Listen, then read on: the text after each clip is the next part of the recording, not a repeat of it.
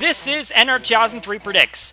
We take the entry list of the top 3 NASCAR series, send them through the N ratings algorithm, set them up by their provisional lineups, and set the forecast as they will be on race day, and we see what the computer says will be the finishing order on race day. In the Truck Series, it was a bit of a scattered one. Plenty of contenders for the victory, but in the end, it was Zane Smith getting to the line first, followed by Rafael Lessard. Jet Nolan getting a 3rd place in his first run. Sheldon Creed and Austin Hill also up there in the top 5. Ben Rhodes won the first stage, but a bit of a mixed pit strategy across the board sent him back to the 20s, and all 3 of the KBM trucks back in the final 4 spots. And in the Xfinity Series, a big surprise, Ty Gibbs, his Xfinity debut, comes out on top, won the first stage on a last restart effort, dominated the second stage, but then had Austin Cindric on his back the entire final stage. He is able to pull out the victory. Meanwhile, Noah Gragson finishing multiple laps down and Harrison Burton running great, ends up back in 39th after a mechanical issue. So now the Cup cars are back on the road course, this time the entire field. Will we see a standard winner, or will we have a surprise like Michael McDowell was last week in the 500? Green flag flies, Chase Elliott on the pole.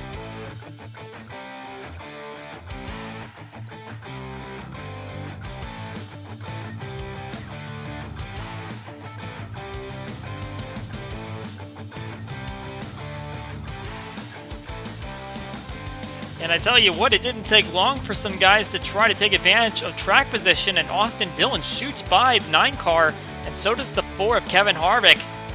Looks like Elliott didn't get quite the line he was looking for.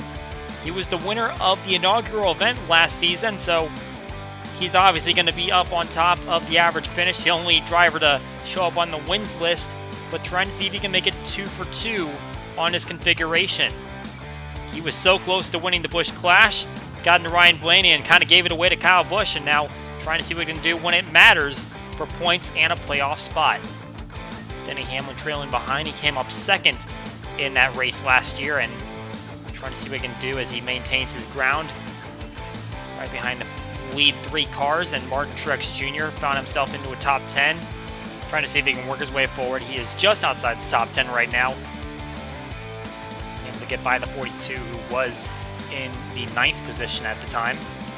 Looks like we've got a battle for the lead going through turn 1. Kevin Harvick to the left side of Austin Dillon, and through turn 2, he's going to get the lead. Did not lead this event last season, but now trying to see what he can do to put himself out front. There we see the drivers who did lead the race last year, and Joey Logano was able to lead 1 lap.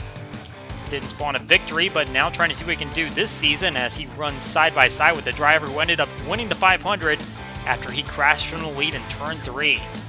We had some incident through the infield turn. Ricky Stenhouse Jr. going into the wall after contact with Tyler Reddick. They were kind of looking for the same real estate, entering that 180 in turn 3. And now we got a caution for that because the 47 was stalled out at the wall, and now Denny Hamlin trying to see what he can do on the restart with Kevin Harvick, and the 11 looking to the inside in turn 1. He's right side by side. Can he do anything through turn 2? And he can. Great run for the 11 through turn 2, and he is going to take the lead on the 1-lap shootout and take the stage victory.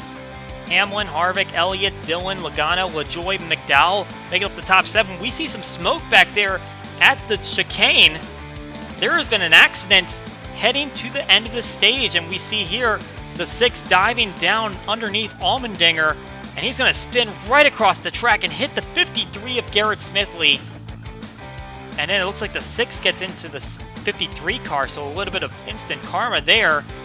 Here we see it from the other angle, and the 53 just gets taken out, and the 6 plows right into him.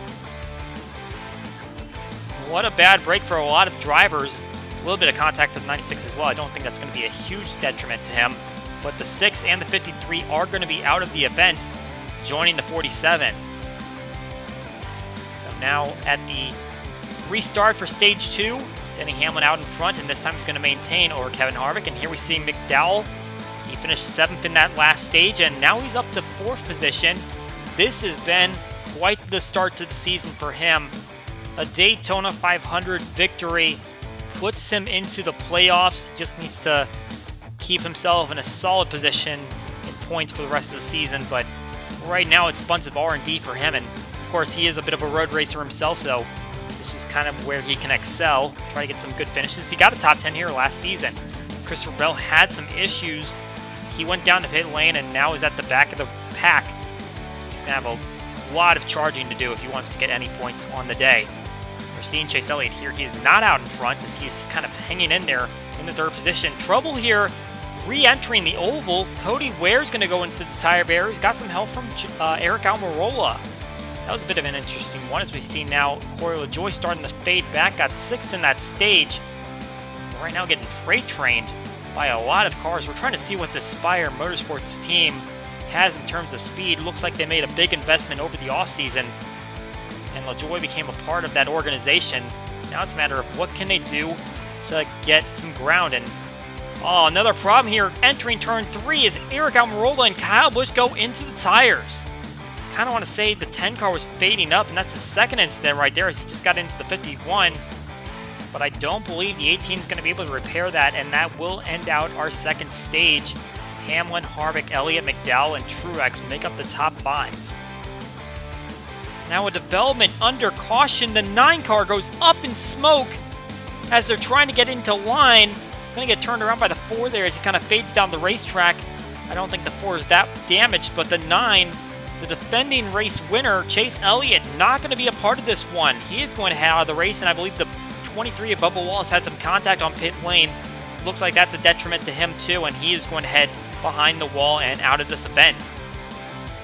Seeing the 2-car, Brad Keselowski trying to make an aggressive move up toward the front of the field, and obviously those 2 teammates got together on the final lap of the 500. A little bit of bad blood there, trying to see if that's going to settle. But the 2's trying to make his way up toward the 11 car and get a victory on the season. Looking at Austin Dillon now kind of fading away from the main pack after he was leading earlier on. He does lead the point standings after Daytona, though, after winning his duel and having a good finish in the 500. Chris Buescher with his hood off the race car. Kind of a shame for the driver who finished 5th in this event last season. Looks like he's had some major contact up front. And Ryan Preece, he had a great 500. Didn't result in a victory, but for an open car, lost his charter over the offseason. That was a pretty good finish for him. Puts him up there in the points and just trying to see what he can do to make sure he gets to the end of the season running all the races. Denny Hamlin has started to put a little bit of a gap over the rest of the field. As we see, Keselowski has slipped into second place. He has gotten by Harvick, and now we're starting to see the start of green flag pit stops. This is going to try to get them to the end. Alex Bowman, the first one in. Kind of a shame Elliott dropped out of the event. The other 3 Hendrick cars up in the top 10. Could have been 4 for 4.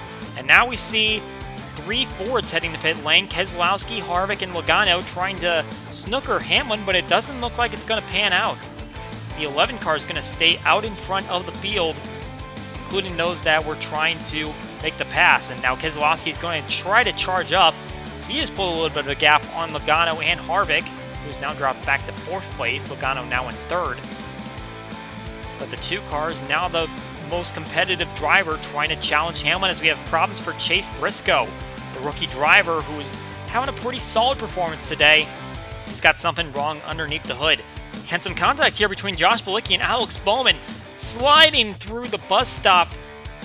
Very lucky to keep that one straight as Bowman tries to hold down 8th place over Austin Dillon. We are coming up to the end of this one. Keselowski just can't get any closer to the Hamlin than within 3 seconds. So the 11 car is going to take the white flag. This one's going to be official when they come around the next time. Hamlin was trying to go for a 3rd straight Daytona 500 victory. That bid came up short. But right now he is focused on getting a race win, getting himself into the playoffs once again.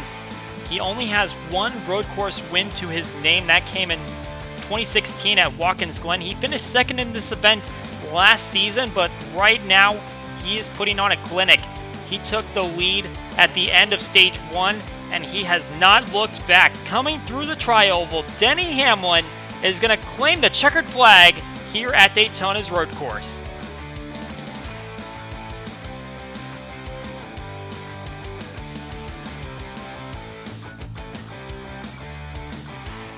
Solid effort for Hamlin, getting the victory, going to send him to the playoffs, and That was a little bit easier with the removal of Chase Elliott, who has been kind of the road course master as of late. But looking at the final chart, Hamlin out on top. Keselowski, Logano, Harvick, and Truex Jr. will make up the top 5. 200 cars inside the top 10. William Byron, Alex Bowman having some solid days. And Anthony Alfredo working his way into the top 10. Looks like he had a pretty solid effort in what was a pretty clean race to have a few incidents, but they were able to keep the cautions to a minimum. Cole Custer, Justin Haley up there in 12th. Kyle Larson, third Hendrick car, 13th for him. Eric Almirola had his fair share of incidents today, 14th for him. Michael McDowell, the 500 winner, 15th. And AJ Allmendinger, he was turned around in the end of stage 1. He's able to pull it back to a 20th place finish. Corey LaJoie got some stage points. He ends up 21st, though. Matt Benedetto, not a good day for him, 22nd. Christopher Bell had some issues throughout the day, as did Chris Buescher. They'll finish multiple laps down, and then you have big names like Chase Briscoe, Bubba Wallace, Kyle Busch, Chase Elliott, Ryan Newman, all out of this one. That is it for NR2003 Predicts. We hope you enjoyed the race, and we will see you all next time.